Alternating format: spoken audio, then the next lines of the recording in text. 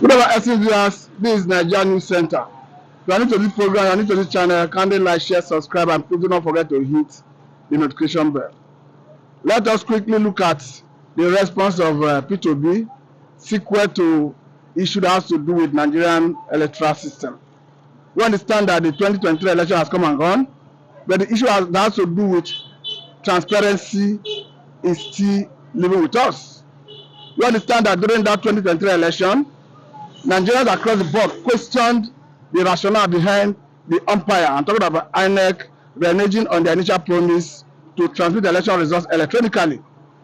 And P2B, in a recent interview away out of the country, said that it was criminal for Inec to have reneged on the issue of transmitting election results electronically. We understand that at the time, the umpire gave excuse of network glitch as a reason they could not upload the election results electronically as earlier promised. But according to P2B, during the court proceeding, there were a situation where they even brought Amazon personnel who actually testified that indeed there was no network glitch across the globe, because we understand that the software that was used to manage that election is a product of Amazon. Having said that, I think to deepen Nigerian democracy, there's every need to look into the nitty-gritty of the grand norm. I'm talking about the Electoral Act. We understand that the umpire, after much pressure from Nigerians across the board, the umpire and in fact all the stakeholders agreed that there was need to amend our electoral law.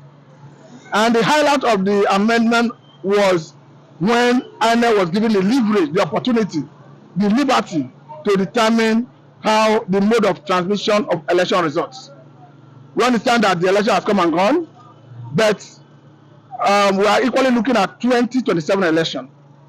And I think it's of paramount importance that when it comes to that election, before that election, that is good that our electoral act should be revisited for purpose of amending relevant sections of that electoral act, particularly the area of giving INEC the leverage, the discretion to determine the mode of transmission of election results.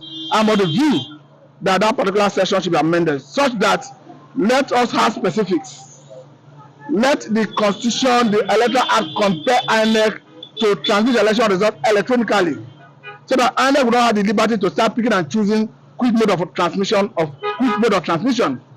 I think if we do that, it's going to add credibility to our electoral process. Another major area has to do with independent candidacy. We understand that in Nigeria currently, we do not have provision for independent candidacy. And if you look at the best way it is practiced all over the world, I think if you are popular as an individual, I think the Constitution should accommodate, give you the opportunity to test your popularity by way of allowing you to stand as an independent candidate. So I'm equally of the view that let us have, as part of the Electoral Act, let us entrench independent candidacy. Another major area will have to do with the issue of the funding. We understand that the law do not specifically restrict the political parties as to the amount of money that they will spend during the election campaign.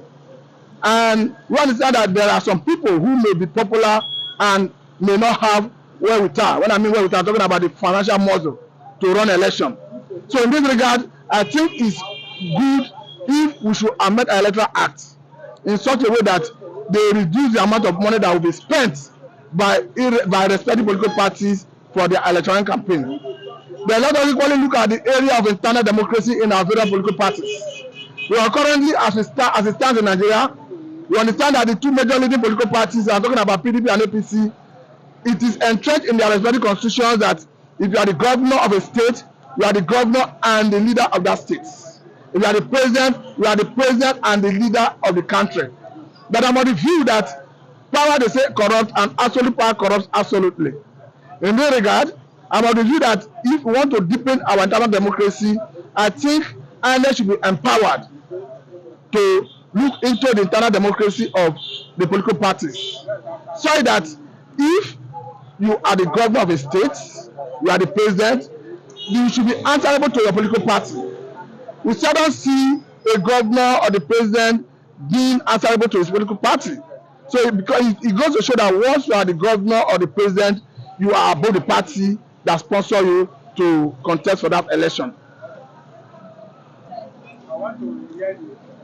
So if you are new to this channel, kindly like, share, subscribe, and please don't forget to hit the notification bell. I think this is a good place to let it go.